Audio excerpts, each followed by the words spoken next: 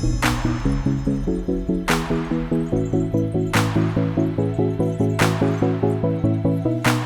temperature of this panel is going to be as high as the previous one or not. I guess we'll try. We'll see how it goes. But the topic, I would say, is extremely important, and it's not theoretical, and it's not just important to what happens 10, 20, 30 years from now. It's relevant to all of us today. So this is a very, very immediate issue. And this is, I know the title, it just says what happens to Silicon Valley, but this panel is really about how are we going to live our lives? How are we going to work? How are we going to go to school? How are we going to be consumers of entertainment? How are we going to connect to other people? And what is the role of physical space in all this? We had certain assumptions about the importance of the physical space and how it connects to the function of the physical space, circa 2019. Many of those assumptions have been challenged in the past year and a half. So this panel is here actually to talk about those issues. I would like to start by inviting our panelists to introduce themselves. And one quick note, I'm going to use my phone. It's not like I'm texting, actually. I have my notes on my phone, so apologies. No offense to our panelists. So you see me using my phone periodically. So maybe we'll start with Lynn, who's actually mayor of the city, who's hosting us actually today. So would you please introduce yourself, and maybe you want to share something interesting about your background. Okay. Well, I'm Lynn Robinson, and I am the mayor of Bellevue, but I have to say that I was so enjoyed meeting some of you last night at the dinner. What an amazing group of intelligence and hearing the stories, and it's really an honor to be here today. I've been on the Bellevue City Council for almost 8 years. I also have a doctorate of physical therapy. I'm an entrepreneur, and if you've noticed around Bellevue, a lot of cranes. Bellevue is currently experiencing the biggest development boom in its history, so I'm looking forward to talking about that today. Welcome. Great to have you with us. So, Walter, please. Walter Myers III. I'm a principal engineering manager on the Azure engineering team at Microsoft. I am also just recently became a board member at the Discovery Institute and very excited to be serving there as well. And I'll be talking sort of from the California perspective. I've been in California for 25 years, and I can tell you, if people are saying emulate California, I would say, no, you don't want to emulate California. Not a state you want to emulate, but we'll talk more about that as we go along. Can we just emulate the weather? At least emulate well, that's why I'm there, it's the weather. Okay, that's great. Thank you. And Bob? I'm Bob Metcalf, and last time I was in Bellevue, Microsoft had 35 employees, and I met Bill Gates. It was 1980. I then went on to become an internet tycoon, and now I'm a professor at the University of Texas on innovation. Great to have all of you with us. Okay, so we'll start with the first question, which is about what is it that we know today? So this is November 2021. What is it that we know today that we didn't know before the pandemic? So if I go back 2 years, in November 2019, I had certain assumptions. There's certain things I did know and certain things I didn't know. Now, going forward 2 years, what is it that we've learned, actually, that we didn't know 2 years ago? So maybe, Bob, I'll start with you, and then we'll continue with it. Well, let me contribute two things. So as I mentioned earlier today, COVID came along, and the internet was there to provide Zoom and Zoom-ish things, and it worked. And there were two major findings from that experience. One is, if you have virtual and you have real interaction, if you can get a group of people to meet in person for a little while up front, then you can have a very long-term, successful virtual relationship afterwards. So that's a finding. A little bit of upfront interpersonal feeds a lot of long-term virtual. The other finding is I think there's going to be a third kind of real estate. There's home and there's work, and then there's something in between. And the something in between, I think, is an emergent form of real estate. So I think I learned that. So maybe third place finally will happen. So this phrase has been around for a while. So Walter, what's your view? What do you know today that we didn't know 2 years ago? I think what we learned today is that when you look at the technologies, or you look at how prescient the technologies such as Zoom, well, we use Teams at Microsoft, but such as Zoom and Teams, and of course there's Google, and of course there's Amazon Chime, how prescient they were in terms of being able to allow us to connect, during the pandemic. And one thing that we've learned at Microsoft is that as we've used more Teams and it's come out with more and more features as a result of the pandemic, it does allow us to stay closer. Because a lot of times what happens at Microsoft is that you might be on Microsoft campus and you're in the same building as someone, but the thing is all the meeting places are all booked up. So you end up on Teams anyway, even though in your same building or across from the same building. So the thing is, it's obviously not as good as being together. But the thing is, I think what these technologies do is, particularly if you use the video, and some people are not comfortable with video, but I think if you can get comfortable with video, you can have great conversations. And I think also it's a matter of staying together more also. In other words, meeting more on the Teams Team or Zoom's platform. It's also the frequency that you meet. You try to meet more and connect on that, as hard as it is. And also we've had things such as, bingo and all sorts of little events and everything on Teams that sort of bring together people and having nothing necessarily to do with work. But I think with respect to remote or hybrid work, we're definitely seeing those trends to that, and I will talk maybe a little bit more about millennials later, but I think they're going to help to drive things as we move forward in terms of remote and hybrid work. And I think there's a number of things that will come about that will be beneficial for society as well. But we'll get to those, I guess, eventually. Thank you. Lynn, your new learnings for the past 2 years. It's funny when you were just saying, what was it like 2 years ago? 2 years ago, we had an outside consultant come to our city and tell us that our economic development was pretty good, except we relied too much on technology. And I didn't really know what he meant by that, but I begged to differ, and then COVID hit. And really, I think what we learned is the resilience of the tech economy. Whether you're creating technology, whether you're using technology, in Bellevue, technology really saved the day. And as an example of that, right before COVID hit, we got all our permitting done online. And so we finally finished that project so that people could do online permitting instead of coming to City Hall. And then when City Hall closed down, if we had not have done that, we wouldn't have been able to process a single permit. But because we could in 2020, we processed more permits that year than any other time in Bellevue's history. And those were mostly our tech giants applying for those permits. So. Thanks. So what do you see in Bellevue? So this is really fascinating. We have actually an actual live mayor here who's running a city. So you have to deal with real issues on a daily basis. What's happening in Bellevue? So it's the heart of the tech sector here in the middle of the Pacific Northwest. What's going on in Bellevue? Well, I'm going to qualify a little bit. I am considered a weak mayor, but I'm not weak. But, I'm a council member who is elected by my peers to be a mayor for 2 years at a time. And we have a city manager, and he manages all the staff, but the council is in charge of all the policy. And as mayor, I oversee all that, and I get to work heavily on the agenda.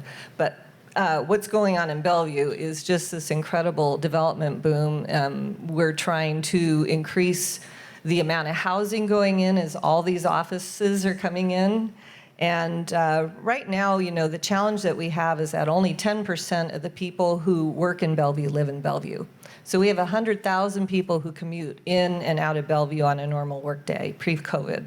And that's only going to get worse. So we have got to create more housing. We've got to create more the entire spectrum of housing, because I've heard it say that for every high-paid worker, you have 4 lower-paid workers supporting them. So you have all these people in Bellevue who really can't afford to live here right now, our teachers, our firefighters, our police, and our support crews. So we've got to create that spectrum, and we're doing that through incentives, we're doing it through mandates, and we've worked really hard. That was my goal for these 2 years during COVID, to get that whole program implemented.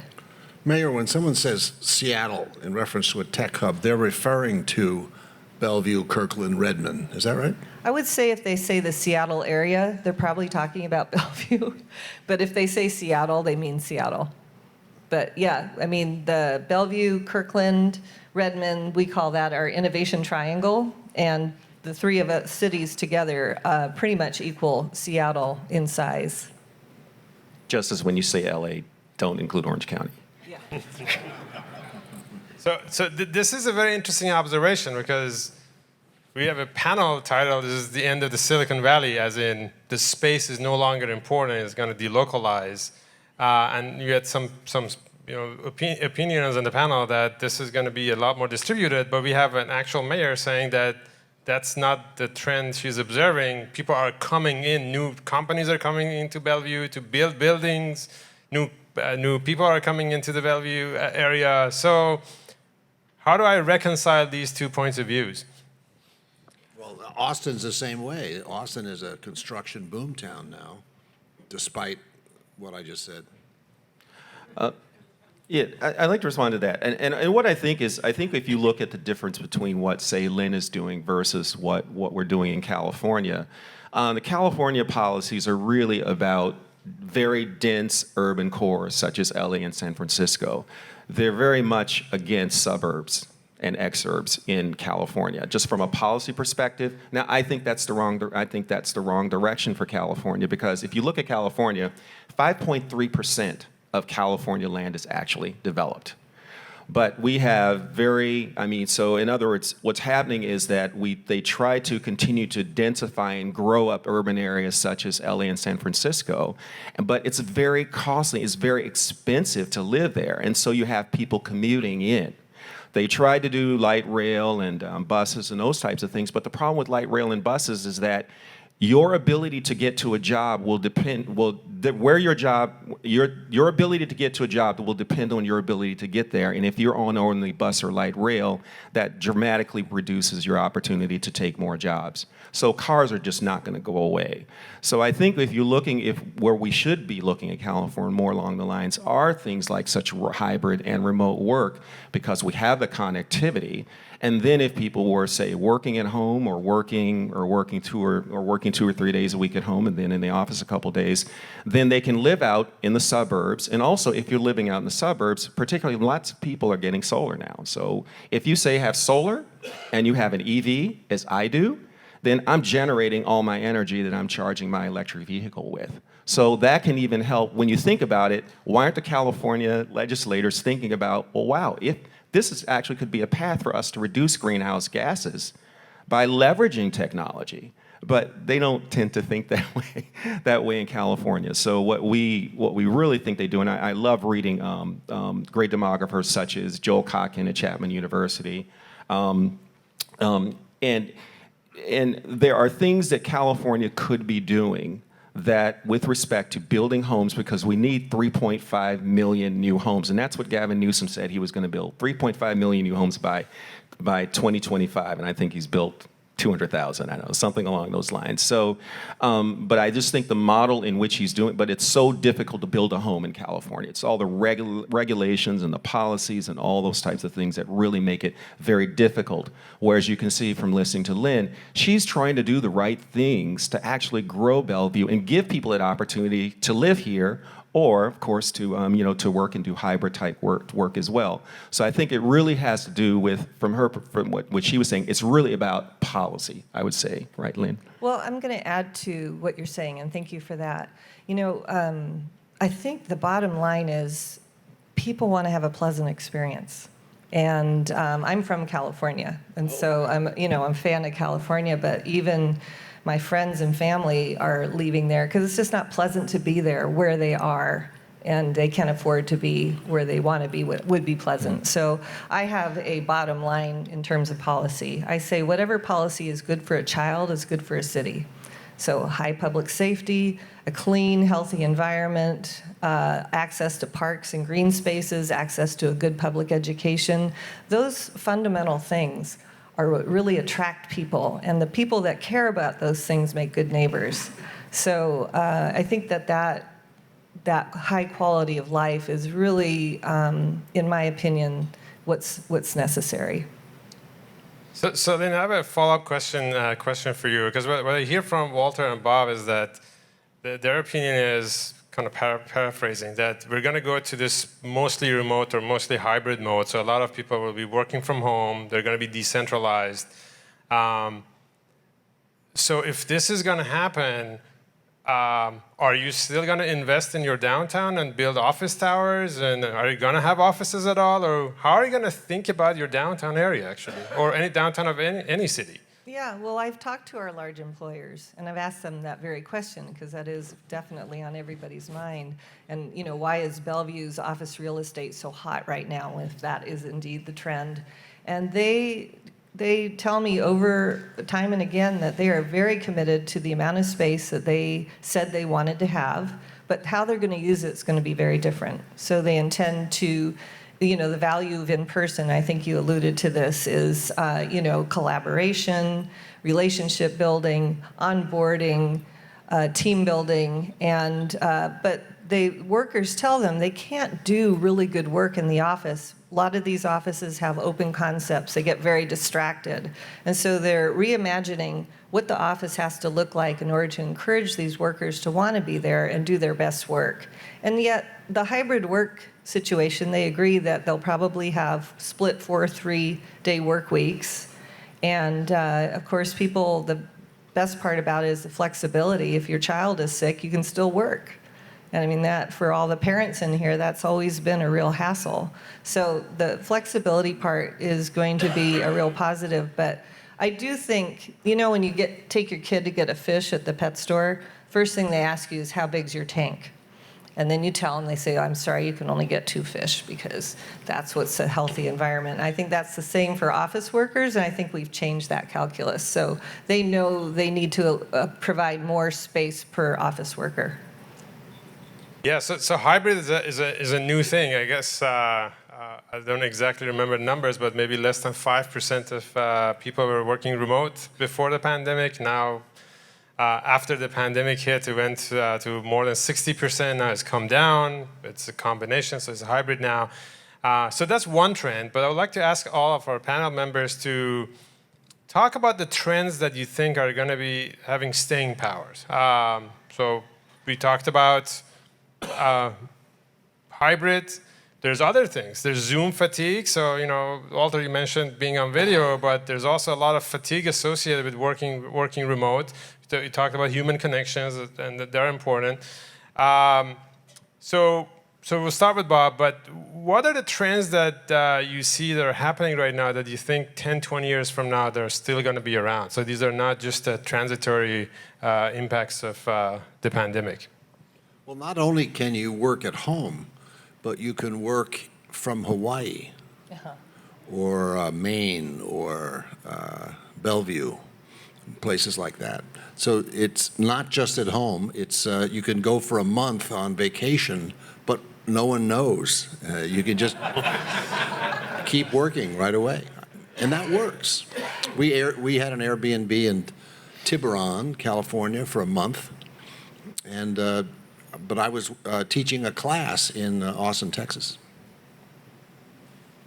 So the trend of working from anywhere, basically, Not just home, but anywhere. Mm-hmm. I agree that we'll continue to see the trend of people working remotely and working hybrid. But I mean, I think to Lynn's point, what she's trying to do is sort of balance things out in terms of making Bellevue a great place to live, again, with parks and recreation, those types of things that make it a great place to live as well.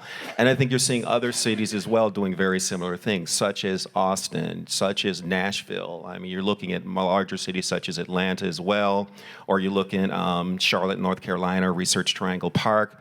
You look in cities such as Provo, Utah, Phoenix, Arizona, Pecos, Texas, for that matter, which is when it's more of a micropolitan. But I think with the ability to have remote and hybrid work, and with the connectivity that we're getting in these, not only the larger metropolitan areas, but in the smaller, even more rural areas, I think millennials are going to drive much of this, because millennials right now are the largest working group. They're in their mid 20s and low 30s. And so the thing is, as the baby boomers get older, get older, they can maybe afford to retire to California, but millennials can't do that because right now the median price of a home in California is $500,000. That's just in California all up. But it's much more as you get from Silicon Valley or the Bay Area or if you're in LA. So I think those trends will continue where we'll start to see the millennials will be moving more to the heartland. They'll be moving more to the Sun Belt, to these cities that are open and accepting of them, such as Bellevue, that want to provide great opportunities for them. And if they want to live in the city, that's great. They like that as they're younger. But as they get older and they want families, they want to start building generational wealth. And so they will want to start moving out into the suburbs and enjoying those suburbs where they can have a little bit more open space, homes that'll cost less, and they can have those options, right? In other words, to work to drive in and work, or to work from their home or do some type of hybrid work.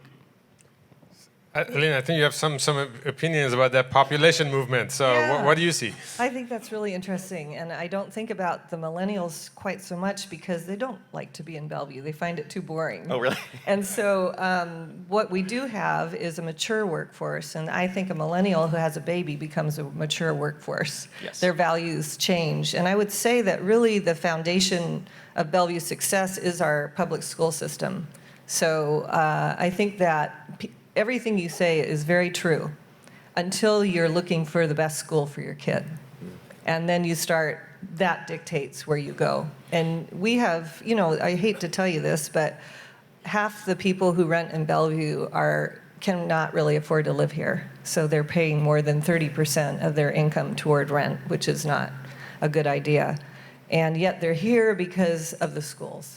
They want to make that sacrifice for the kids so the kids have the opportunity to get a great education and get a great job.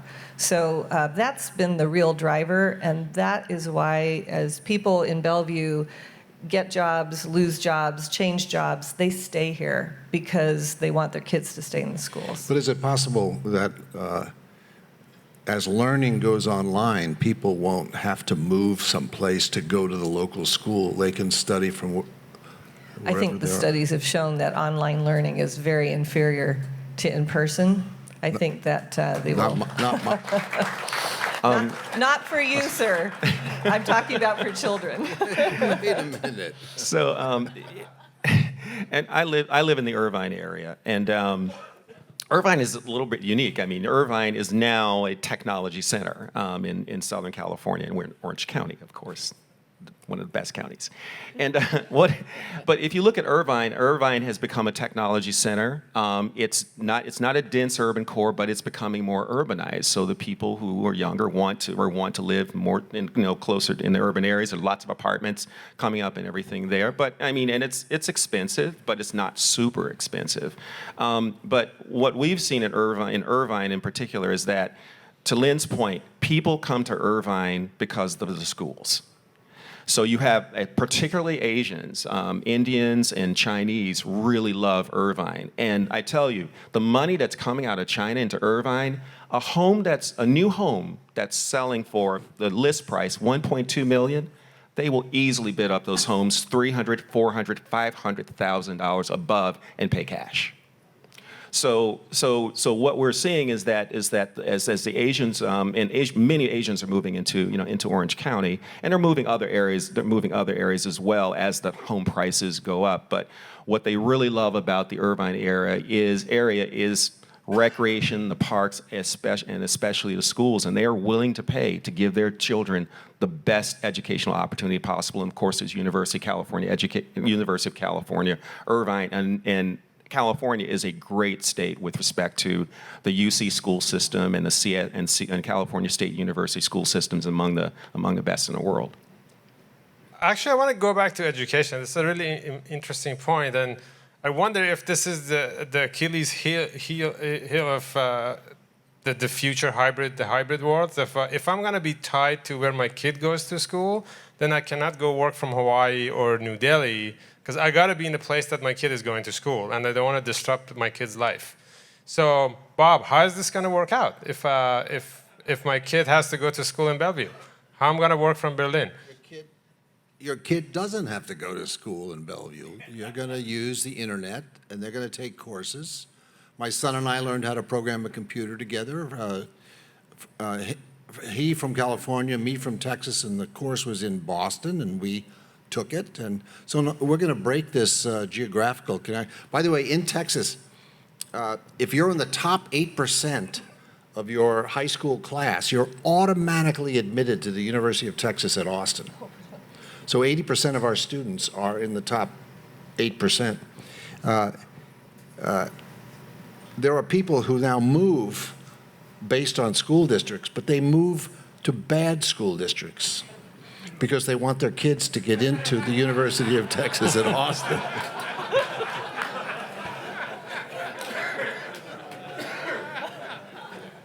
So, Walter, Lynn, what's your response? So, Bob is saying education is just going to be fully online. Is it going to happen for kids?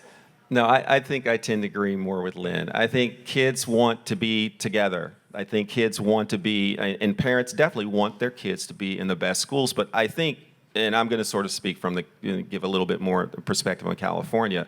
I mean, California is, in my opinion, as a black man, we are seriously failing black children and children of color. In LA, well, in California at large, 74% of black students are not prepared to go on to college or any type of post-secondary education. Only about 25% are actually prepared, okay? But Newsom is against charter schools. And I'm not saying charter schools are a panacea here, but the thing is, if you can think about it, if you can get a job where in 3 years, you're a teaching job where in 3 years you will get tenure. If you just hang out for 3 years, you get tenure. You won't get merit increase, but you will get COLA increases along with everyone else, okay? And then you're going to get a nice pension when after you turn 55, and you just basically live out the rest of your 30 years of life, getting a check from the government. Well, I mean, how motivated are you going to be to teach and really teach and to teach? Is that, in other words, are we attracting people whose passion really is to teach and inculcate great learning into their students? So unfortunately in California, the model is not one that's around education, that is around outstanding education, and it's clearly the inequality in California is only growing. And what's happening, and it's predicted just from some of the work that Wendell Cox and Joel Kotkin has done, is that by the 2030s, California basically is going to have baby boomers who can afford to move to California. They're retiring and they can afford to move it. Or people like myself who are tech people. We bought in at the right time back in the 1990s. We could afford a home, but I can't afford the home that I actually bought now.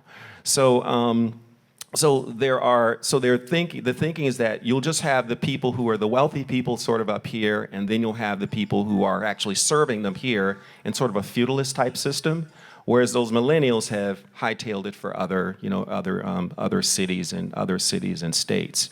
And so I think education, I don't think California is doing the right things. We do have some charter schools, but it's still an uphill battle. But what my hope is that other cities, as they're seeing these millennials come in, that those millennials will demand that they get great educations. Particularly a lot of the millennials who are coming in from Asian countries who really truly do value education, and they're going to be vocal about it. So I think it really is it is definitely a balance.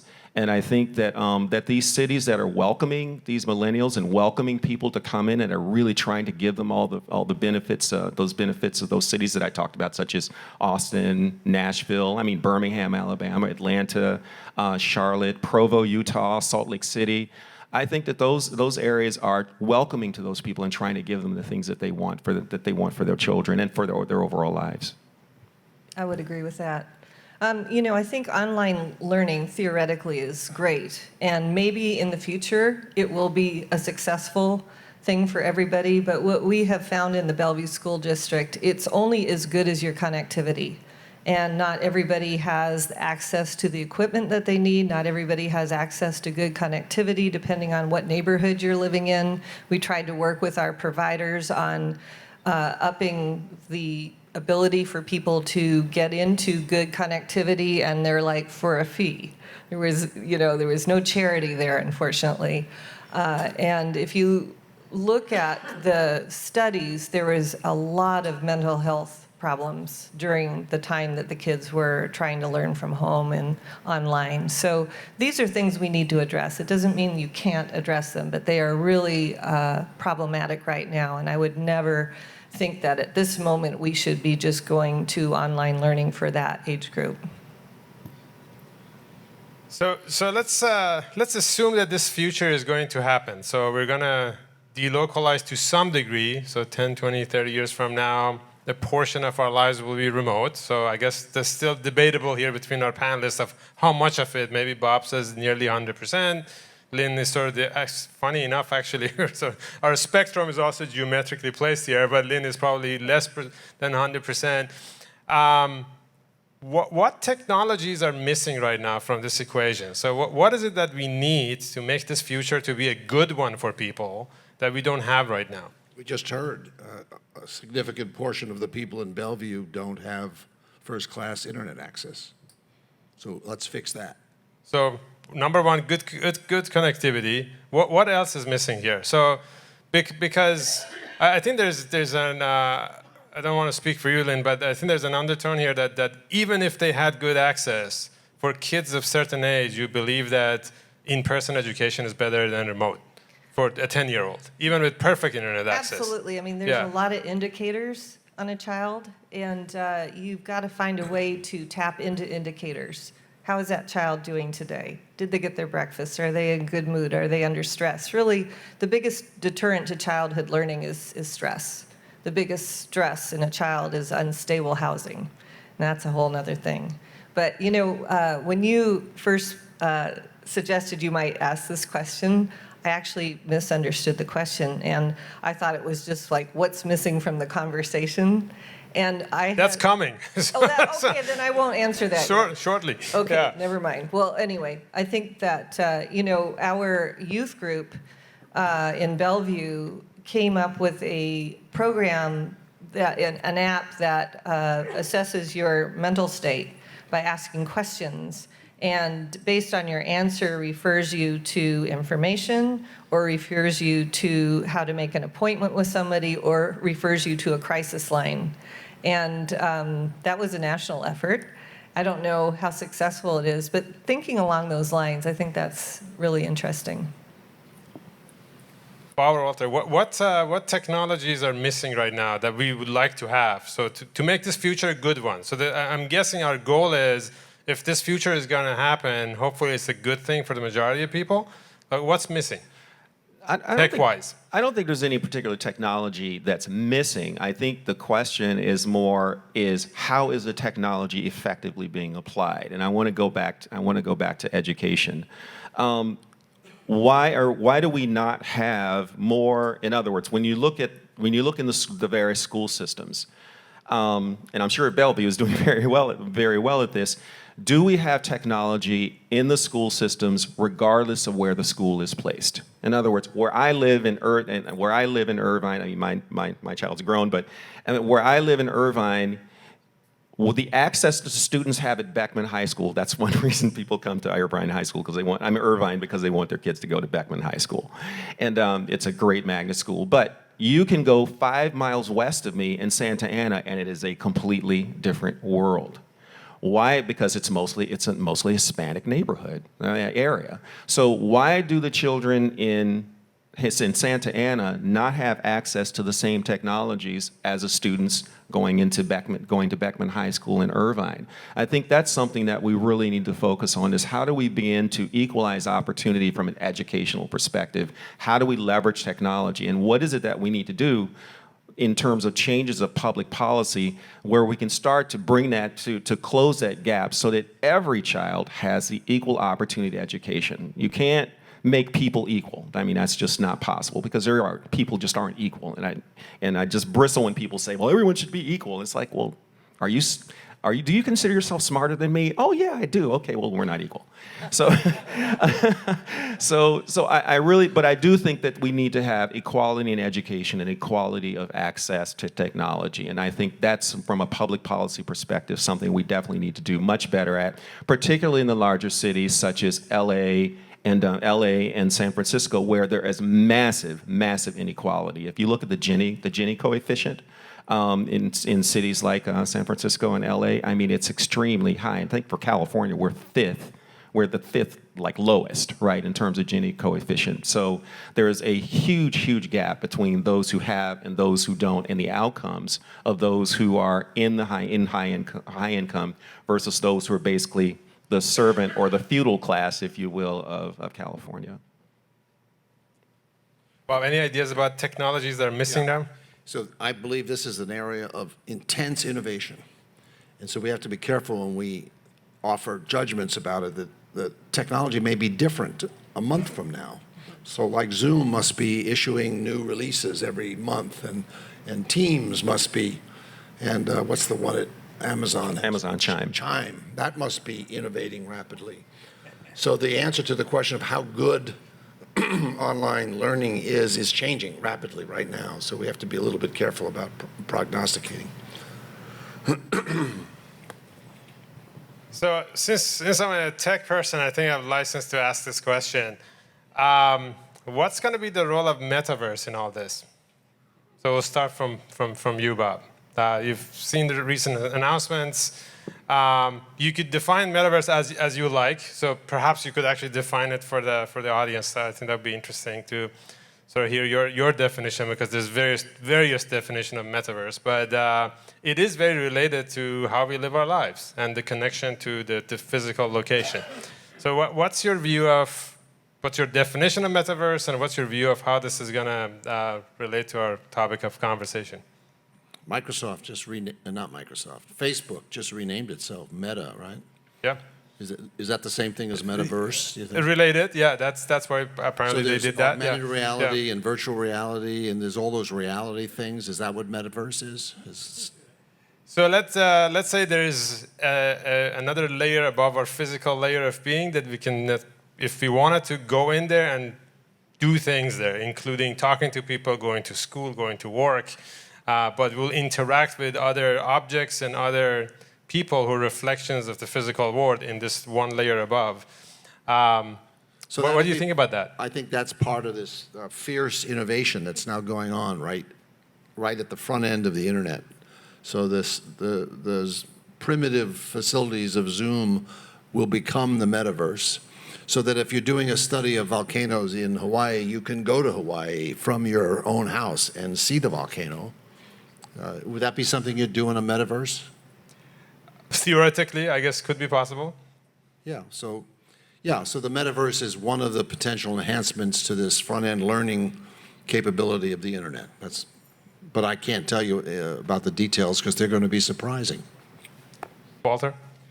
I mean, I think like any technology can be used for good or ill. I think any technology that basically, I mean, I think Second Life was trying to do what Metaverse is trying to do, except we have better technology, and well, we all know what happened with Second Life. I mean, there were people in Second Life, but I guess the technology wasn't there, or it never took off the way they thought it did. But I think if you try to insert people more into a digital world where they have this avatar and they're sort of living in this world, then I don't think that brings about more connection.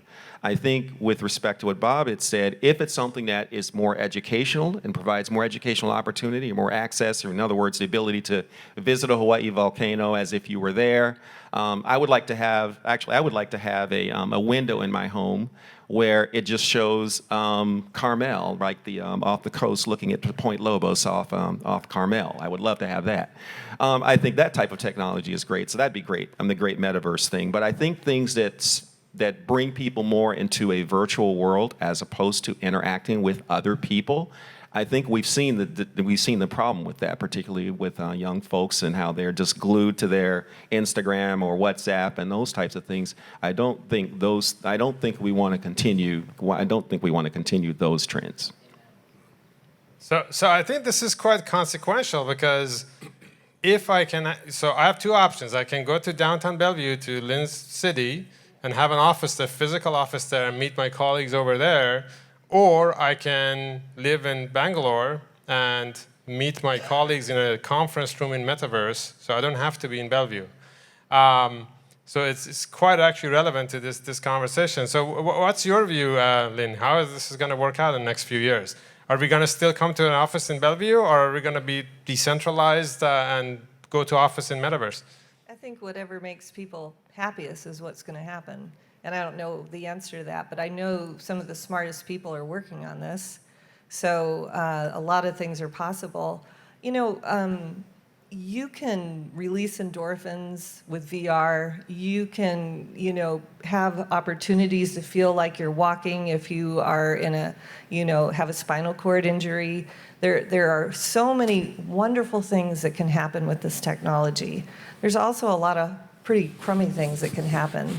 And there's not a whole lot of regulation going on, so it's whatever anybody wants to do right now, which is, to me, a little bit scary. But the one thing I know as a physical therapist is all of us have our basic our infant reflexes. So when a baby's born, there are certain things a baby's born with. If you stroke their cheek, they'll turn their head toward that direction. If you put their feet flat on a table, a newborn, they'll start stepping.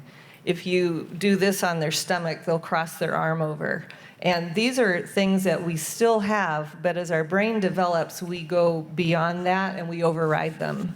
There's a lot of things that are basic about human beings that still need to be fulfilled, that I'm not sure technology is going to do all that for us. It may be actual certain motions you need to have. Maybe you need to cross the midline a certain amount of times a day to satisfy the brain. I don't know what it is, but we need to be thinking about that a little bit. Very good point. So a follow-up question. We've talked, and we're going to go this way now in the panel. So starting with you, Lynn. So we've talked about some trends. Some of them are heavily influenced or accelerated by the pandemic. Some of them may actually be around and stick around for years to come. As a result of these trends, remote work, using video more, maybe using metaverse, who are the financial winners and who are the financial losers? So who's going to actually make a lot of money in the next couple of decades from these transformations, changes? These are pretty substantial changes that they might come. So who's going to make a lot of money? Who's going to lose the ability to execute their business model and lose a lot of money? So what are your thoughts? Don't start with me. I got to think about this. We'll start with Walter, and then we go to Bob and come back to you, Lynn. Let's start with Bob. Okay. So, all right. Bob. I have no clue. You mean like you might theorize that people who own all that downtown office real estate might lose their shirts when they become empty? I mean, that sort of scenario? I don't know, but I think what you're advocating is a pretty substantial transformation of how we live. And typically, you're actually one of the instigators of one of these substantial transformations. Typically, instigators? Yeah. So, or contributors to that. So with that, typically comes changes in business models and changes in how people operate, and as a result, changes in how people make money or lose money.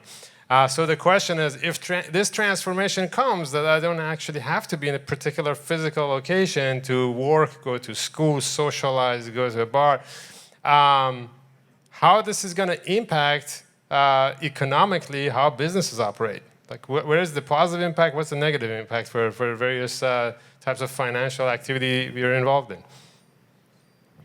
Okay, I have an answer. Please. I think that it's going to be, and this is something we're doing in Bellevue, I think that cities are going to have to come up with a policy that guarantees a live-work ratio. So much office to so much residential. If you have a downtown that is purely office, and Seattle is a little bit a victim of this, when COVID hit, everybody is gone, and it's just, taken over by whoever is remaining there. All the small businesses, they no longer have their customer base. They're the big losers. But in Bellevue, the downtown is our biggest neighborhood, and it's our fastest growing neighborhood. So whether you have office workers there or not, it's still a vibrant place to be. And so it supports the small businesses that are there.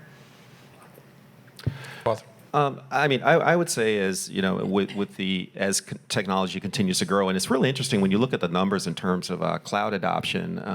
I mean, it's going to be growing by leaps and bounds over the course of the next 5 to 10 years. We're in the early innings of cloud computing, but I think in terms of adoption of technology, I think the losers here are going to be a little bit to Lynn's point is going to be the large metropolitan areas that have these dense urban cores, to her point, that don't, in other words, they're just basically growing up and packing a lot of people in instead of taking advantage of sort of it being a place where people can live and work, but then having the suburbs and the outer suburbs that will provide people the ability to, you know, if they want to have a family and have a yard and those types of things. So I think it's these large urban areas that don't sort of get that you need to be thinking about your people and how they live, as opposed to how can we pack as many people as we can because we want to because of climate change. And that's really where it's sort of coming in California. It's like everything's about climate change, but no one in California hasn't occurred to them, well, wait a minute.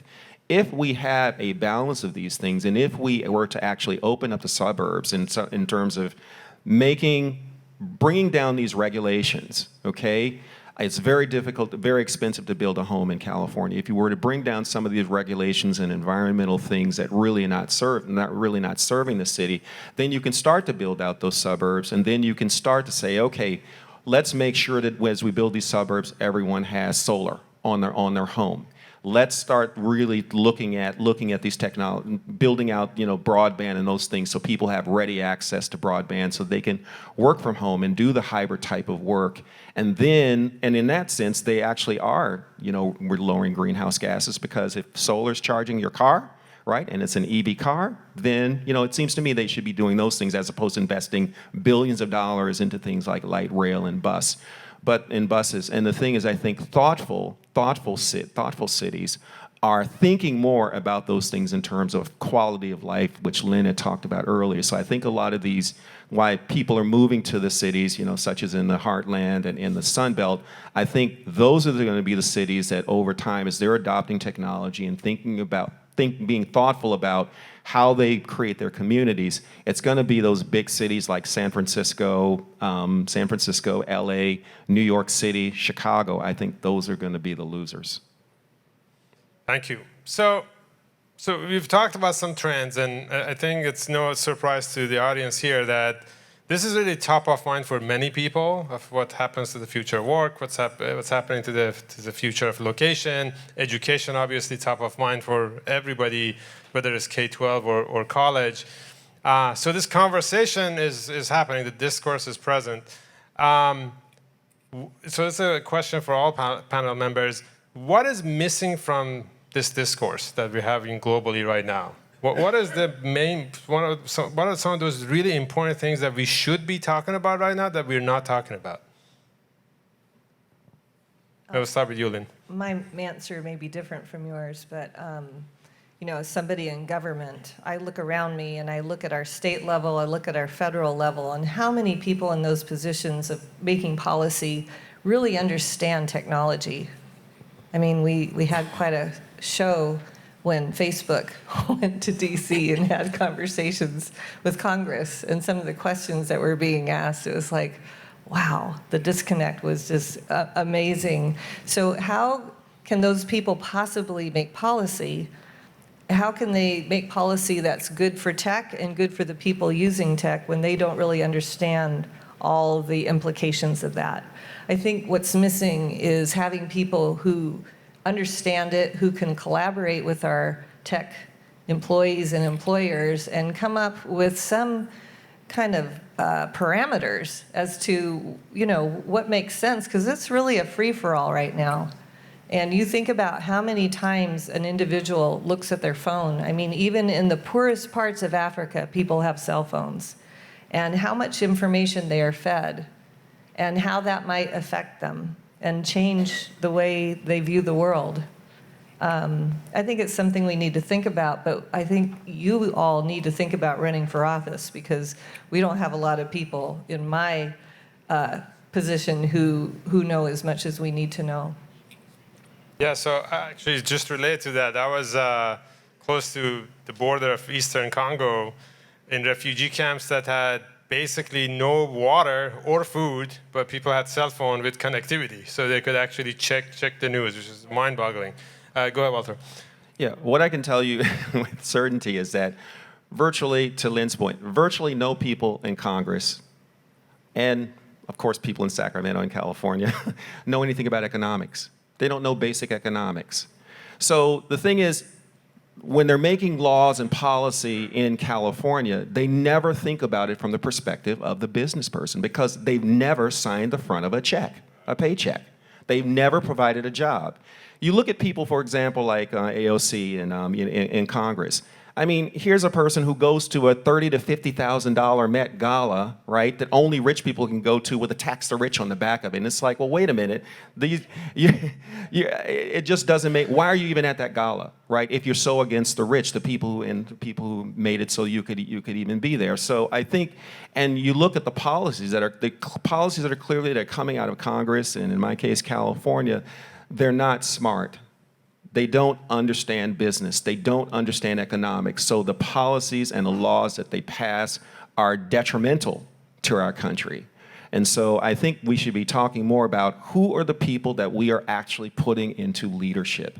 We are putting people who are economically illiterate into leadership, whether it be at the state, whether it be at the county, state, local, or federal level. And of course, our federal government is metastasizing like a cancer, but we won't get into that anymore. So, yeah. Bob, what's missing from the conversation that's important to be talked about? What he said.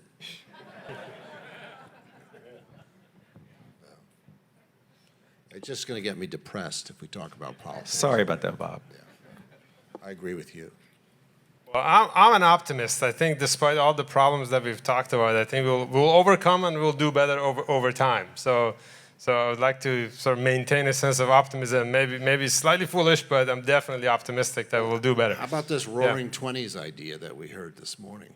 A lot of it really interesting things actually there. So that would be probably a separate panel.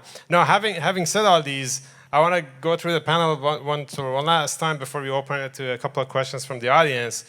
So, based on our conversation, are we going to talk about Silicon Valley 20 years from now? Is this the end of Silicon Valley, or still Silicon Valley? So in the year 2000, there were similar talks, by the way, when the dot-com trouble was in full swing about 20 years ago, that this is the end. All the Porsches were going on sale in dealerships in the Valley.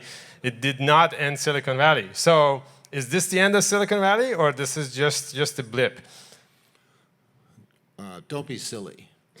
Silicon Valley is a startup innovation ecosystem, and the time constants of the evolution of such things is decades.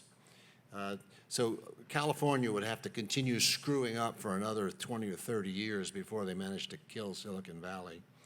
And Austin, where I hang out, is like Silicon Valley, only we lack the scale that Silicon Valley has. And it's good news that I'll use your word, Silicon Valley has metastasized.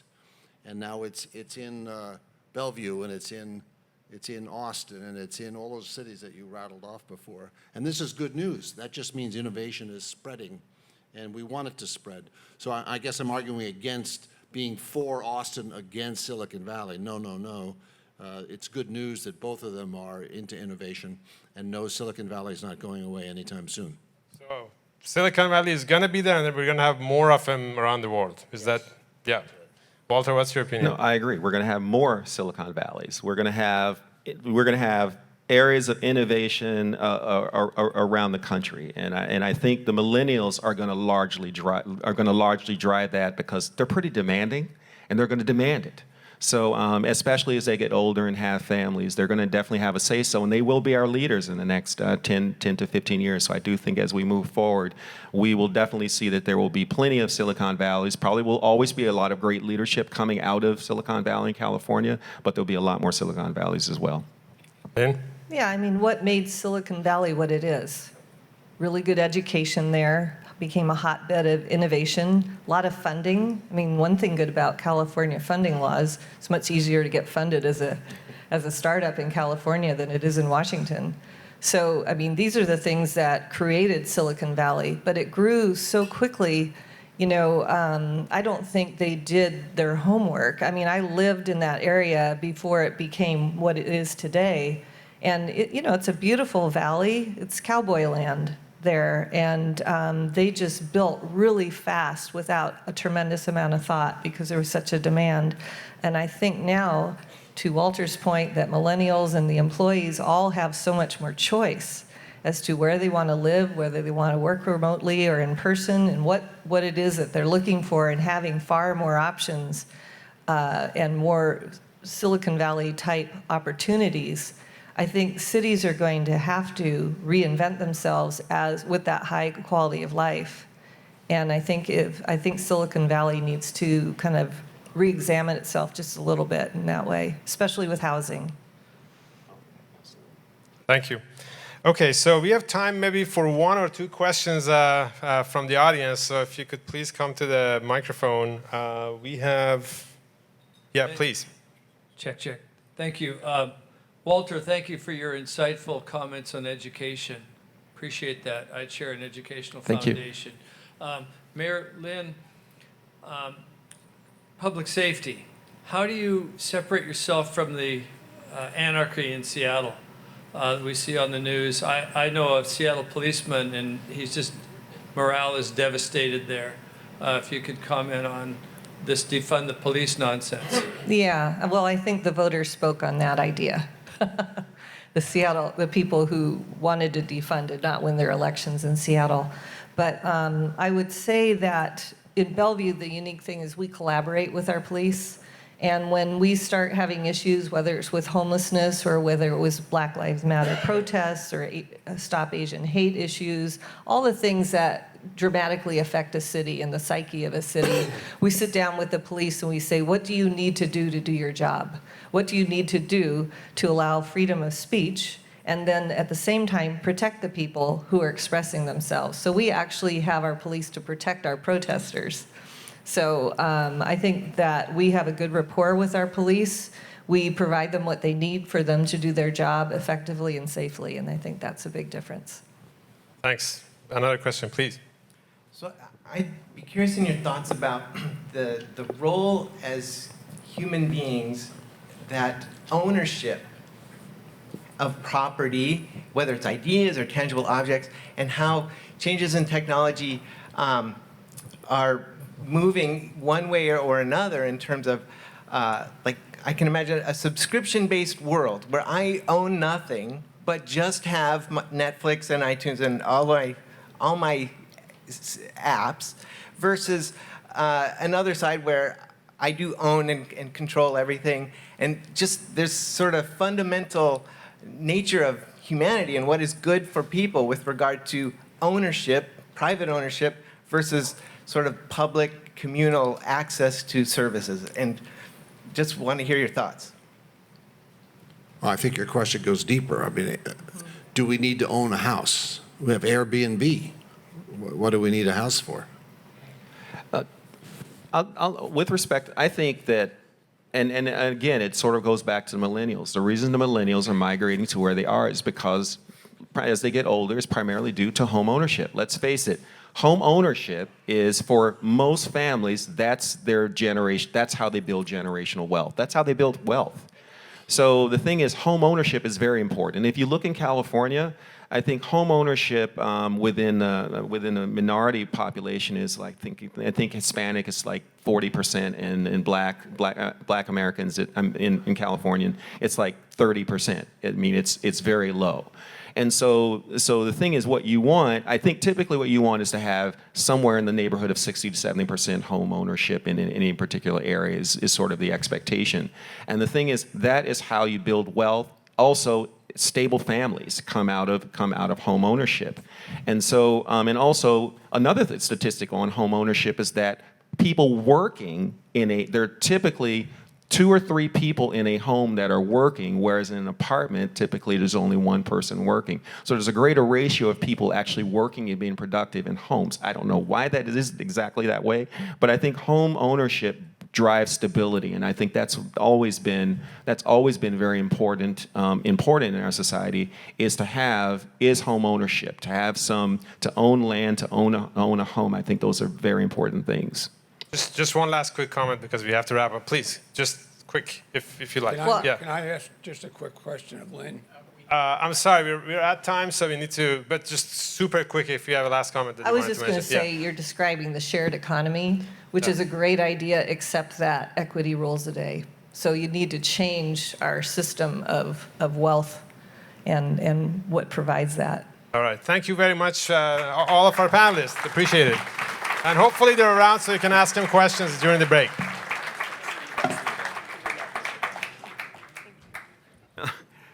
Hi, everyone. Steve wanted a little bit of a break. He's been, I guess you can see, he's pretty busy. But anyway, there will be a 15-minute break now, and of course, the great China debate is coming up. But I also talked with Steve a bit early in a couple conversations that we've had since I've come on board as a board member of Discovery Institute.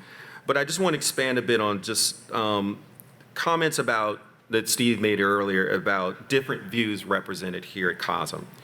You know, I think, and just talking with Steve, science and technology should be unifying, not dividing. No matter what your worldview or your politics might be, let's align around working together in science and technology to make life better for us all. And just from talking with Steve, and one reason I came aboard as a board member is because I think that Discovery Institute is committed to leading that discussion in terms of bringing people together in science and technology. And I know there's a number of issues in the scientific world, and I guess there's a lot of people here who are actually a part of it who know how it is. If you have different views on evolution or whatever, then you get canceled, or you don't get tenure and those types of things. But I think Discovery Institute can be a unifying force to say, hey, we can all come together and talk about technology. Let's focus on what it is that we can do to make people's lives better. That's really what it's all about. So anyway, so thank you so much for allowing me to sort of have this forum. Thank you so much, Steve, and everyone will have a break for the next 15 minutes. Thank you.